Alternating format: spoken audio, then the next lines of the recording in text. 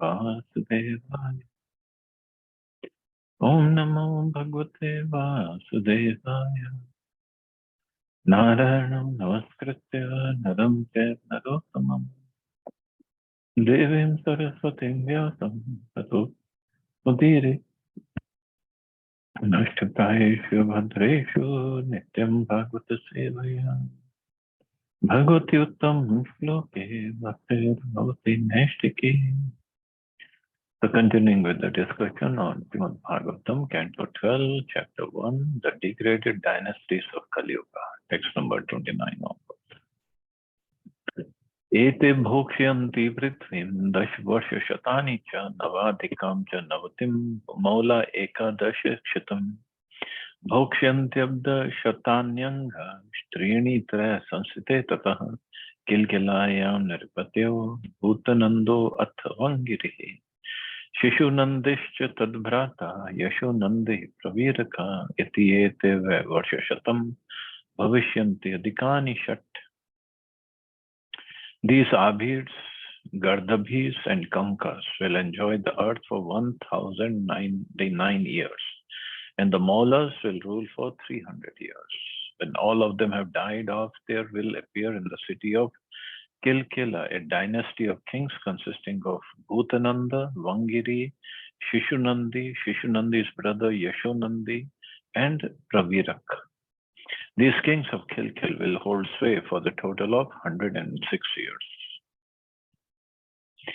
Tesham Trayodasha Suta Bhavitarascha Bahalika Pushpamitro Atharajanya Durmitro Asya Tathapacha Ek Kala Ime Bhupa Saptandhara Saptakoshala Vidurapatyo Bhavya Nishdhastat Evahi. The Kilkilas will be followed by their 13 sons, the Bahaliks, and after them King Pushpamitra, his son Durmitra, 7 Andhras, 7 Poshals, and also kings of the Vidura and Nishada province will separately rule in different parts of the world. Magadhanam tu bhavita Vishwasfurji Puranjaya Karishyati Paro Varnan Pulindayad Durmadrakan. There will then appear a king of the Magads named Vishwasfurji, who will be like another Puranjaya. He will turn all the civilized classes into low-class, uncivilized men in the same category as the Pulindas, Yadus, and Madraks. Prajasha Brahma Bhuyishta Sthapayishyati Durmati Viryavan Kshatram Utsatya Padmavatyam Savaipuri Anugangam Aprayagam Guptam Bhokshati Medinim. Foolish King Vishwasfurji will maintain all the citizens in ungodliness and will use his power to completely disrupt the Kshatriya order. From his capital of Padmavati, he will rule that part of the earth extending from the source of Ganga to Prayag. So now all the kingdoms are becoming smaller and smaller.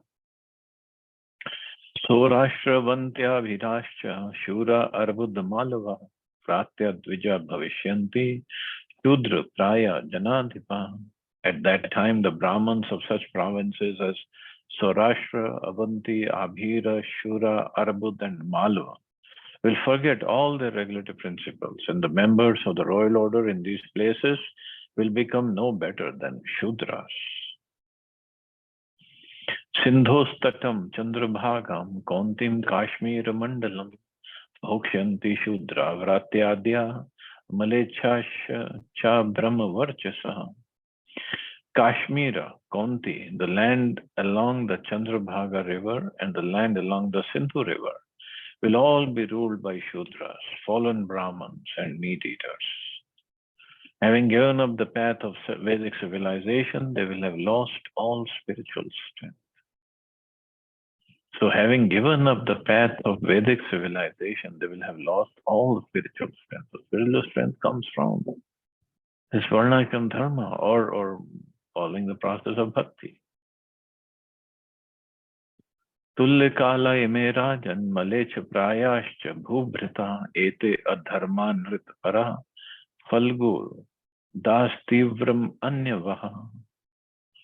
There will be many such uncivilized kings ruling at the same time, O King Parikshit, and they will all be uncharitable, possessed of fierce tempers, and great devotees of irreligion and falsity. And that we can very well see now. Sri Bala Godvijagnakscha Paradar Dhanadrita Uditastam Itapraya Alpa Satvalpa Kayusha Asanskrita Kriyahina Rajasa Tamasa Vrata Prajaste Bhakshishyanti Malecha Raja Nirupina.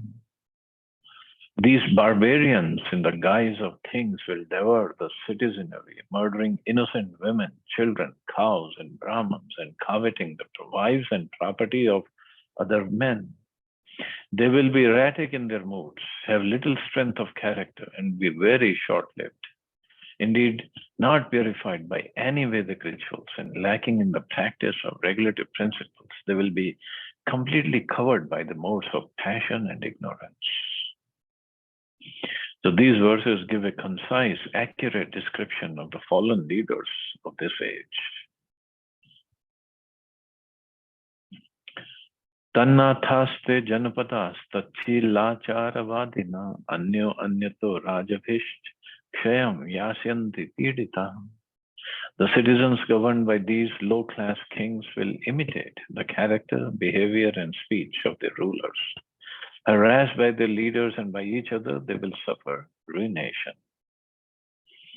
At the end of the 9th canto of Srimad Bhagavatam, it is stated that Ripunjaya or Puranjaya, the first king mentioned in this chapter, ended his rule about 1,000 years after the time of Lord Krishna.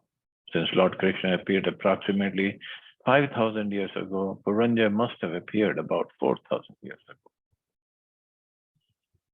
That would mean that Vishwapurji, the last king mentioned, would have appeared approximately in the 12th century of Christian era. Modern Western scholars have made the false accusation that the Indian religious literature has no sense of chronological history, but the elaborate historical chronology described in this chapter certainly refutes that. Well, it's a naive statement, but if it was written by Prabhupada, he would have said, ridiculous, this is a stupid statement.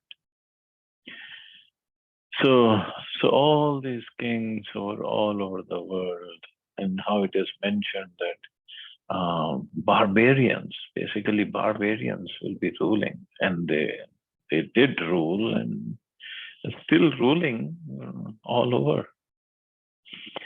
So thus ends the purports to 12th canto, first chapter of Bhagavatam, entitled The Degraded Dynasties of Kali Yuga. So let's start the next chapter, The Symptoms of Kali Yuga. Shri Shukavacha Tataschanu Dinam Dharma Satyam Shocham Chamadaya Kalena Balina Rajan Nakshati Ayur Balam Smriti. Shukdev Goswami said, then, O king, religion, truthfulness, cleanliness, tolerance, mercy, duration of life, physical strength, and memory will all diminish day by day because of the powerful influence of the age of Kali. This is the wonderful age of Kali Yuga. And the characteristics of people in this age. During the present age, Kali Yuga, practically all desirable qualities will gradually diminish, as described in this verse. For example, dharma, which indicates a respect for higher authority that leads one to obey religious principles, will diminish. In the Western world, theologians have been unable to scientifically present the laws of God, or indeed God himself, and thus in Western intellectual history, a rigid dichotomy has arisen between theology and science. In an attempt to resolve this conflict, some theologians have agreed to modify their doctrines so that they conform not only to proven scientific facts, but even to pseudo-scientific speculations and hypotheses, which, though unproven, are hypocritically included in the realm of science. On the other hand, some fanatical theologians disregard the scientific method altogether and insist on the veracity of their antiquated sectarian dogmas. So means According to their scriptures, so-called scriptures, whatever scripture they follow, they don't match with what science proves. And many things science hasn't proven, but still scientists and the money rules. So the theologians, they have to change their doctrines, modify their doctrines. But that's not what the scriptures are for. Not to be modified, not to be changed at any level. Thus, bereft of systematic Vedic theology, material science has moved into the destructive realm of gross materialism, while speculative Western philosophy has drifted into the superficiality of relativistic ethics and inconclusive linguistic analysis. With so many of the best Western minds dedicated to materialistic analysis, naturally, much of Western religious life, separated from the intellectual mainstream, is dominated by irrational fanaticism and unauthorized mystic and mystery cults. And this is because people are drifting away from the knowledge of scriptures. Satyam, truthfulness, is also diminishing, simply because people do not know what the truth is. Without knowing the absolute truth, one cannot clearly understand the real significance or purpose of life merely by amassing huge quantities of relative or hypothetical truths. So real truth is what is mentioned in the scriptures. Rest everything is relative. Kshama, tolerance of forgiveness, is diminishing as well because there is no practical method by which people can purify themselves, thus become free of envy. Unless one is purified by chanting the holy names of the Lord in an authorized program of spiritual improvement, the mind will be overwhelmed by anger, envy, and all sorts of small-mindedness. So where is the question of forgiveness in this case? Thus, daya, mercy, is also decreasing. All living beings are eternally connected by their common participation in the divine existence of God. When this existential oneness is obscured through atheism and agnosticism, people are not inclined to be merciful to one another. So daya is gone. And similarly, lifespan is decreasing because of all these self-destructive practices and the powerful influence of time. The average lifespan, ayur, is decreasing. Modern scientists seeking to gain credibility among the mass of people often publish statistics supposedly showing that science has increased the average age of life. But these statistics do not take into account the number of people killed through the cruel practice of abortion.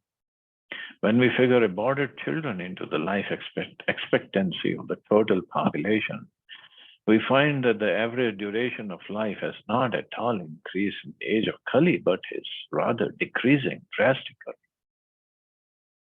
Then Balam, bodily strength, is also decreasing. The Vedic literature is traced as 5,000 years ago. In the previous age, human beings and even animals and plants were larger and stronger. With the progress of the age of Kali, physical stature and strength will gradually diminish. Certainly, Smriti, memory, is weakening. In former ages, human beings possessed superior memory. Also, they did not encumber themselves with a terrible bureaucratic and technical society as we have done. So bodily strength, 5,000 years ago, when we study in Bhagavatam and the Mahabharata, Bhim had the strength of 10,000 elephants. Duryodhana had that kind of strength. Kansa had strength. Jarasandha was very strong. 10,000 elephants, only 5,000 years ago. An elephant, we know how strong that animal is. And 10,000 years ago was Dwapar Yuga. So Dwapar Yuga elephants, they were even stronger, bigger. And Bhima having that kind of strength. Memory was so great that Vedvyasi had to compile all these scriptures, put them, and Ganeshji had to write them down. Till then, everybody would just listen once and memorize whatever he has listened. All the scriptures were coming down by memory only. Can we imagine all the scriptures? Now we are so dependent on our so-called smartphones.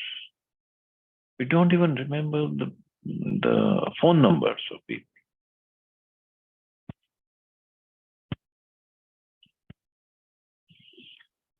वित्तमेव खलु नृणां जन्माचार गुणोदय धर्मानि न्याय व्यवस्थायां कारणं बलम् एव हि. In Kali Yuga, wealth alone will be considered the sign of a man's good birth, proper behavior, and fine qualities. And law and justice will be applied only in the basis of one's power. And that is very true, very, very true. In the age of Kali, a man is considered high class, middle class, or low class merely according to his financial status, regardless of his knowledge, culture, and behavior. In this age, there are many great industrial and commercial cities with luxurious neighborhoods reserved for the wealthy. On the beautiful tree-lined roads within apparently aristocratic homes, it is not unusual to find many perverted, dishonest, and sinful activities taking place. According to Vedic criteria, man is considered high class if his behavior is enlightened, and his behavior is considered enlightened if his activities are dedicated to promoting the happiness of all creatures. Every living being is originally happy because in all living bodies there is an eternal spiritual spark that partakes of the divine conscious nature of God. When our original spiritual awareness is refined, we become naturally blissful and satisfied in knowledge and peace. An enlightened or educated man should endeavor to revive his own spiritual understanding. But this is not the criteria in this day and age. If somebody has money, then he is cultured, he is great, people will come listen to him, and that's it. I think this is the be all and end all of the life. The great Western philosopher Socrates stated that if a man is enlightened, he will automatically act virtuously. And Srila Prabhupada confirmed this fact. But in Kali Yuga, this obvious truth is disregarded. And the search for knowledge and virtue has been replaced by a vicious, animalistic competition for money. Those who prevail become the top dogs of modern society, and the consumer power grants them a reputation as most respectable, aristocratic, and well-educated. This verse also states that in the age of Kali, brute strength, Balam Eva, will determine law and justice. We should keep in mind that in the progressive Vedic culture, there was no artificial dichotomy between the spiritual and the public realities. All civilized people took it for granted that God is everywhere and that his laws are binding upon all creatures. The Sanskrit word dharma therefore indicates one's social or public obligation as well as one's religious duty. Thus, responsibly caring for one's family is dharma, and engaging in the loving service of God is also dharma. This verse indicates, however, that in the age of Kali, the principle of might makes right, or jiski lathi uski bhais will hold sway. So definitely this is what is happening, and more it will happen. And further, it is said, Dampatya abhiruchir hetur maya vyavaharike stritve punsatve chahiratir vipratve sutram evahi. Men and women will live together merely because of superficial attraction, and success in business will depend on deceit. Womanliness and manliness will be judged according to one's expertise in sex, and a man will be known as Brahman just by his wearing a thread. Just as human life as a whole has a great and serious purpose, namely spiritual liberation, fundamental human institutions such as marriage and child rearing should also be dedicated to that great objective. Unfortunately, in the present age, the satisfaction of the sex impulse has become the overriding, if not the exclusive reason for marriage. The sexual impulse, which induces the male and female of almost all species to combine physically and in higher species, also emotionally, is ultimately not a natural urge because it is based on unnatural identification of the self with the body. but in Kali Yuga, that's why it's Kali Yuga. In Kali Yuga, this deep understanding has been almost lost, and as stated in this verse, men and women combine like animals solely on the basis of mutual attraction to bodies made of flesh, bone, membrane, blood, and so on. In other words, in our modern godless society, the weak, superficial intelligence of humanity rarely penetrates beyond the gross physical covering of the eternal soul, and thus family life has, in most cases, lost its highest purpose and value.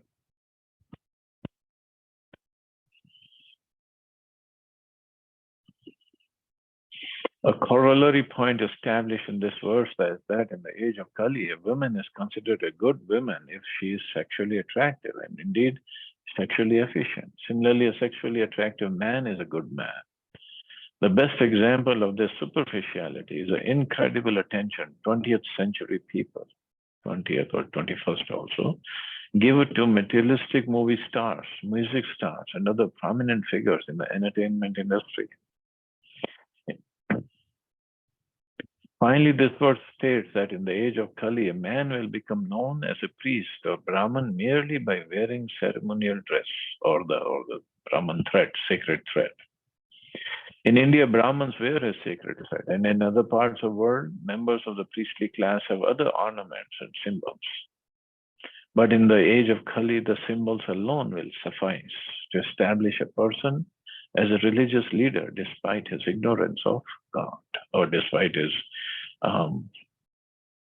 lack of knowledge of the scriptures also, or his character. Doesn't matter. Only the thread means he's a Brahman. लिंगमेवाश्रम आख्याता अन्यापत्तिकारणम अवृत्य न्याय दौर्बल्यम पांडित्य चापलम वचः. A person's spiritual order will be ascertained mainly according to external symbols, and on that same basis, people will change from one spiritual order to the next. One who has no money will be unable to get justice, and one who is very clever at juggling words will be considered a learned scholar. The previous verse stated that in the age of Kali, the priestly class will be recognized by external symbols alone. And this verse extends the same principle to spiritual orders of society, namely the students of Brahmachari, Grihastha, Vanaprastha, and Sannyasis. One casualty of the age of Kali is an impartial judicial system. And thus today the poor often find themselves victimized by a system rife with high-priced lawyers and corrupt judges. Intellectuality is another casualty of the bewildering age of Kali. Modern so-called philosophers and scientists have created a technical, esoteric terminology for each branch of learning. And when they give lectures, people consider them learned simply because of the ability to speak that which no one else can understand. Yes, and that is true. Even so-called spiritual leaders also, they use such kind of twisted and tough language to understand people. Oh, he must be very learned, and this subject must be very, very deep, because we cannot understand it. In Western culture, the Greek sophists were among the first to systematically argue for rhetoric and efficiency above wisdom and purity. And sophistry certainly flourishes in the 20th century. Modern universities have very little wisdom, though they do possess a virtual infinity of technical data. Although many modern thinkers are fundamentally ignorant of the higher spiritual reality, they are, so to speak, good talkers, and most people simply don't notice their ignorance. But just they are good talkers and sophisticated way of dressing and good talking, and this is what people like. So I guess we can stop here and read more of these symptoms of Kali Yuga tomorrow. See, anybody has any questions or comments?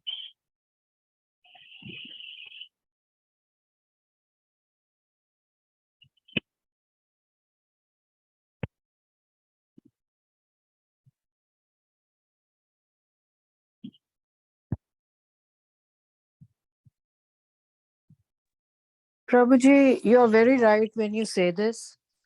The more sophisticated, the more developed the economy, the greater the fake superiority they have here. Yeah. And I have witnessed this so much, even in the most developed countries, that I feel that simplicity has no place in life. Still in India, people will value your simplicity, but not here. Not even in India. Not even in India. No. Still, I mean, yes, they have their own, they are also following the West. But Oh, yeah. Show off takes the front seat. That is true. अब आप यहाँ पे here, if you see the pharmaceutical companies, they do the same thing. It's everywhere, Mata. In offices also, if you go, just mind-boggling. Correct. I mean, you are a genius, basically, to survive the politics that goes on. And it's all artificial. Oh, yeah. It's all. माता जी, sad part is that हम लोग अपनी आंखों के सामने देख रहे हैं बर्बाद होते हुए. It's like this is the सबसे ज्यादा जो पिंच करता है ना, वो यही है. मतलब महसूस होता है लाइक पेरेंट्स कैसे रह रहे थे, what we live the life, and हमारे आगे बच्चे कैसे जी रहे हैं. It's like you can see the difference. अच्छे से दिखता है वो डिफरेंस. एंड इंडिया कोई पीछे नहीं है. डोंट थिंक दैट इंडिया कोई बहुत no it's not that. 100% India follow कर रहा है कंट्रीज को. So not lacking behind. Young generation तो बिल्कुल नहीं फॉलो करती है इंडिया के किसी भी सिस्टम को. नाउ जो जनरेशन है, नॉट एट ऑल.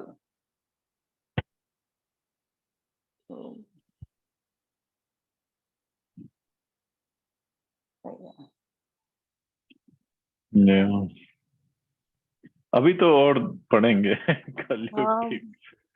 अभी और भी होगा. अभी तो ठीक है, बच्चे हमारे थोड़ा को हमको लगता है कि शुक्र है थोड़े से कंट्रोल में है. बट आई डोंट नो हमारे बच्चों के बच्चे कंट्रोल में होंगे कि नहीं होंगे, या मतलब नेक्स्ट जनरेशन जो आ रही है, they are going to be like not a very good sign. Hare Krishna Prabhu ji, please accept my humble obeisance. Hare Krishna Prabhu ji, यहाँ पे जो ये लिखा हुआ है कि मतलब दे actually they don't follow things but they are a good talker. मतलब बस बड़ी बड़ी बातें करना है, but they don't people don't notice their ignorant things. तो कभी कभी preaching में मुझे मतलब ये एक बात का बहुत डर लगता है कि when I am discussing things with other, because I know कि how much I am following और हम कितने fallen हैं. और उस टाइम पे जब हम दूसरों को प्रीच करते रहते हैं तो I am bit under confident. थोड़ा कॉन्फिडेंस डाउन हो जाता है. कैसे बोलने से पहले थोड़ा इम्प्लीमेंट कीजिए करके. मतलब दिमाग, मतलब मेरे को खुद ही में अंदर से एक होता है ना, झिझक होती है कि ये लोगों को बताना चाहिए कि नहीं बताना चाहिए, या छोड़ दो. नहीं, यस ट्रू. हम लोग उतना नहीं फॉलो कर पा रहे जितना प्रभुपाद की एक्सपेक्टेशंस हैं. But at the same time, we are trying to help somebody else. So in return, we also get first motivation, and second, we get the mercy of Prabhupada. Okay, yes, I'll give him mercy so he can also follow.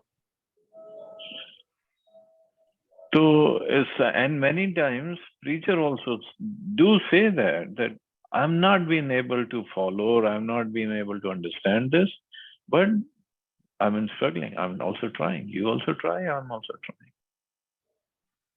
Yes Prabhu ji, ये एक point है, ये मैं add कर सकती हूँ. Yeah, तो definitely कह सकते हैं. And then one thing is people love the frankness or truthfulness of the preacher. Nobody is expecting कि हम लोग एकदम perfect हो जाएंगे तब preach करेंगे. नहीं होगा. नहीं होता. No. तो मतलब दिस इज द स्टैंडर्ड, ये स्टैंडर्ड है, तो we are still struggling, but या ये हमको रीच करना है लाइक दैट. No. ये स्टैंडर्ड है, ये पाथ है. अब कौन कितना उस पाथ पे अच्छे से चल देता है, he'll reach. Okay, thank you very much. Thank you, Mahatma. So you all have a safe and wonderful day. Hare Krishna. Jai Shri Prabhupada. Hare